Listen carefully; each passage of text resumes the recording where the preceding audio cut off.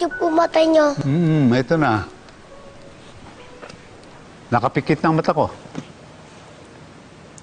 Isa, dalawa, tatlo.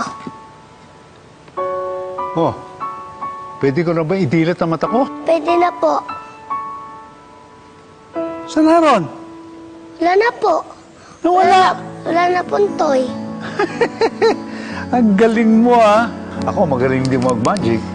Gusto mo? Oh. Oh, ang galing. Saan ang galing Isa yan? pa nga po, please. Isa pa? Oo, anak. Tama na, pinapagod mo na si Sir Fred.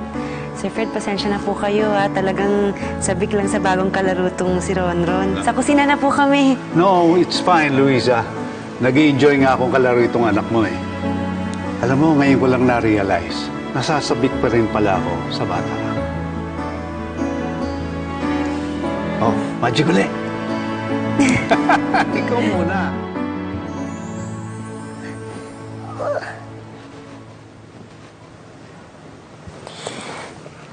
Tapos na. 1, 2, 3. Hindi na masakit. Hindi na masakit. Ito po kitis ng mama, oh. Yan, para mas hindi masakit. Ay, Sir Fred, bakit po? Medyo matamlay pa siya, no? Ganyan po talaga siya pagkatapos namin mag-shot. Maya-maya pa po bago bumalik yung kakulitan niya. Hindi pa po kasi siya sanay, eh. O mamaya pa pala tayo maglalaro, no, Ron? Alam mo, ganyan din ang mga apo ko nung araw pag may sakit.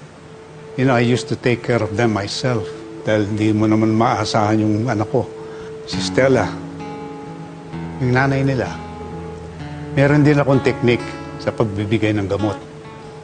Pagkatapos, maglalaro rin kami para hindi mag-tantrums. Pero lumakas sila agad. At ako naman ang binibigyan ng sakit ng ulo.